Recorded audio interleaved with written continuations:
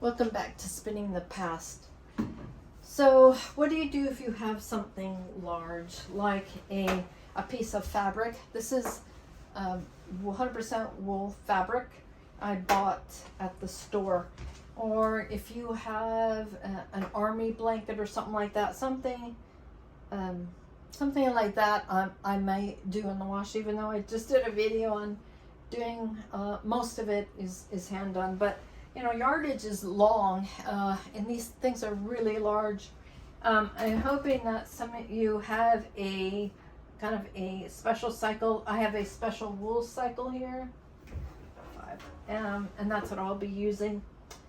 And I probably just let it soak. That's really the way I prefer, is just to let it soak and then do some rinses. The problem with the washing machines is, one is the agitation.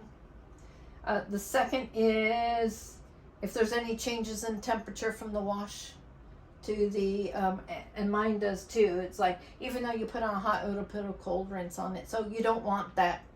It needs to be the same temp. So the agitation, and then we've got this wool wash, which is appropriate for this fabric. I wouldn't use any other types of cleaners, detergents, laundry detergents.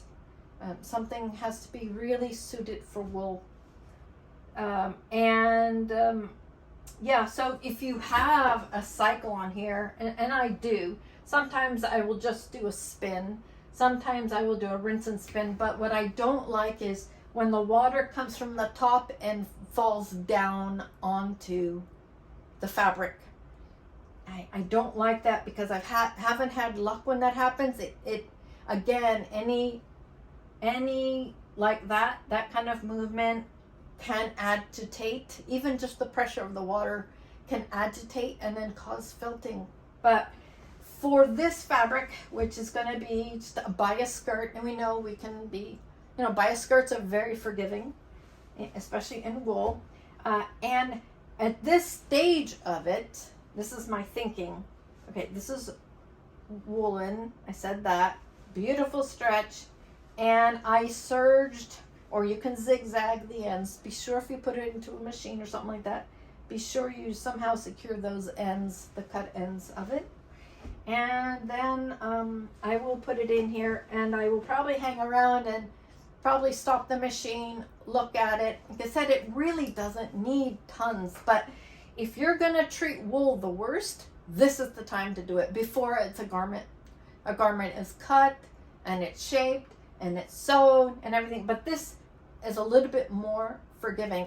The reason I wanted this to be roughly treated at this stage is because I don't want any surprises when I make it and then I wash it. So if you treat it the harshest, the fabric will sort itself out, and the fibers will kind of sort themselves out. And like, if you treat them a bit harshly now, again, when it's a finished garment, it's gone through the worst in its life already. I mean, maybe that's not, but that's kind of the way I see it. Let me treat it a bit harsh, but I'm still using a wool cycle. I prefer no agitation. I prefer just to soak in here. Again, I'd fill this up first. Fill it up, then put in your garment. Then put in your garment and just squish it down, and then soak it. You can do that. But on this, I'm gonna see what happens with my wool cycle on here. But I'm gonna hang out and kind of watch things as it goes. I really don't want a lot of agitation. I don't want the water going on top of it. And I haven't used this wool cycle that much, so I'm gonna see what it does. And if something happens, then it won't be so bad. It just means I have less yardage of this. But I bought extra, because I always buy extra. Everybody does when they start sewing things, and particularly things that can shrink real bad.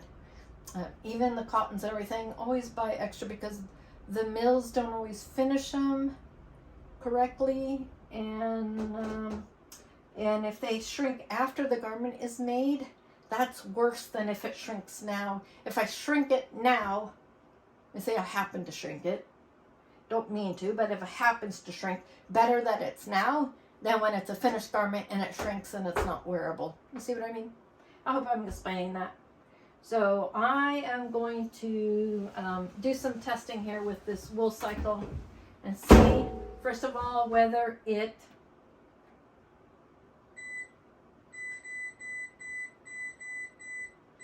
number 5, 6 is wool. So it's going to be cold. I'm going to do it on a light, and I'm going to do it, well, it's autofill, so it won't do that much. And I'm just going to start it. I want to see. Okay, so it's putting the water in there from the top. This is not what I want. So I will let it fill up. And when it, so I'm going to tell it, because otherwise it'll stop. I'll put it on a small. So I don't want the water necessarily come on top of it. Even if it's cold, I don't necessarily want that. So it's going to fill up to a small load here. I put it on light. I put it on cold. Again, this is the safest bet. That's why they ask you to wash your wools in cold. Because if you wash them in cold, then it won't shrink. But if you start messing with the temperatures, you know, what is some person's definition of warm is another person's definition of hot. So they just put that on the label so you don't call and scream at them because you ruined your garment. So cold, put it on small. I put it on light. This is 2 yards of fabric. And again, okay, this is a special cycle. If you don't have a special wool cycle, just do this. Most will allow you to fill it up. Then you can stop. You can lift it up. You can put your thing in. If you keep it open, it won't do the cycle. It'll just stay there and it'll just soak. And then I pull out this, and then I restart it, and I do might do a rinse and spin.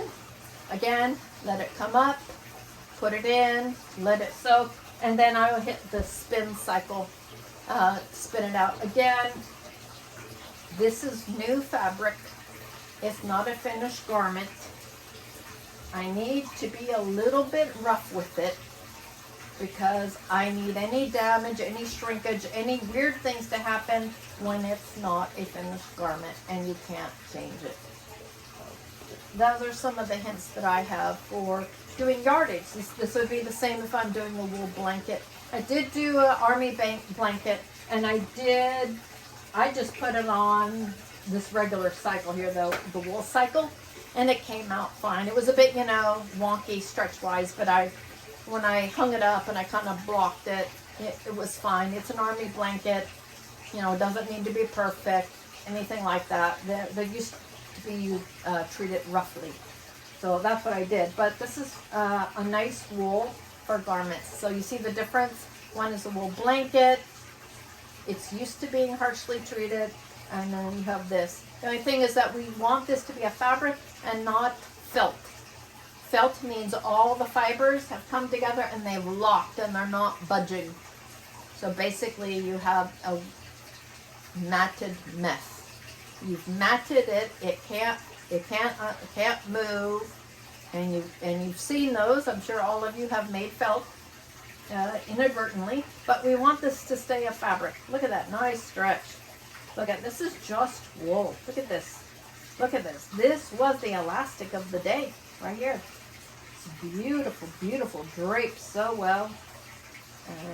So again, this is, what is the object I'm doing? Is it knitted?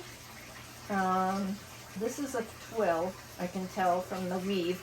Is it woven or knitted? Does it have any other fibers in here? What is it? What am I going to use this for? What is my end product? What is my end goal? If it's just to have a beautiful piece of fabric, then I probably wouldn't even wash it. I'd probably just soak it, rinse it, and then hang it up and press it and just hang it on my wall. If I, want it something absolutely the same size that I started with. But most fabrics that you buy, they're gonna do some shrink. Cottons will shrink, linens will shrink. Like most things will shrink. get the shrinkage out at this stage, and then it can live a nice, happy life and not bother you anymore. I hope that makes sense. So I hope this has been helpful for you. So there we go. I put in my little bit of this wool wash that I have here. Just a little. Maybe like a tablespoon. Okay? Because there are spinning oils, there's it's been through all kinds of machinery. And it's never been washed since it really became a yarn. So I'm just soaking it. Again, it will float on the top. So I just keep pushing it down, to get the water and the detergent through it, but also it needs to sop up the water so it sinks, and it will. Okay, wool will absorb 30% of its weight in water, which is why it's great for baby soakers and stuff like that. I should make sponges out of this. It's wonderful, wonderful, wonderful. Okay, here we go. There we go. So I am probably just gonna let that soak like that for a couple minutes.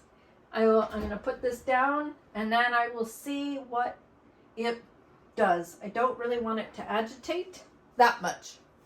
I might agitate it for a minute or two, and then I'll stop it. So it helps if you have a machine like this. You might need to hang on a machine. So like hand washing is almost easier than doing something in a machine, believe it or not. Just because it's like, why would I go through all this? It's like, you could buy the cottons and all that stuff because the product is nicer, I think, in the wools. The drape is gorgeous. It repels dirt, so you don't have to wash it as often. It's warm, it breathes. Oh my gosh. All the polyester fibers just make me sweat and die. But the wools will breathe. I use wool, even t-shirts, really, really thin wool t-shirts for summer. You never have that underarm sweat and anything like that with this. So I'm going to let this soak. Okay, again, let this soak. I may agitate for a couple of minutes. Then I'm just going to kind of see how this does. I can stop my whole thing. I could say, please just rinse and spin. Or please just spin. I can do whatever on mine, and you can, even if you have a low end washing machine, you can do that too. Okay, so it's going to continue to do that, and hopefully it'll start doing its agitation. I don't mind the agitation at this stage because the worse it's treated now, the better it'll behave for its life as a garment, which is what it's going to be. Anyways, I hope this has been informative. If you have any questions, please put them in the comments. Please like, share, and subscribe. All your comments really motivate me to do these videos. If you have any other questions, please let me know. And I'll see you next time on Spinning the Path.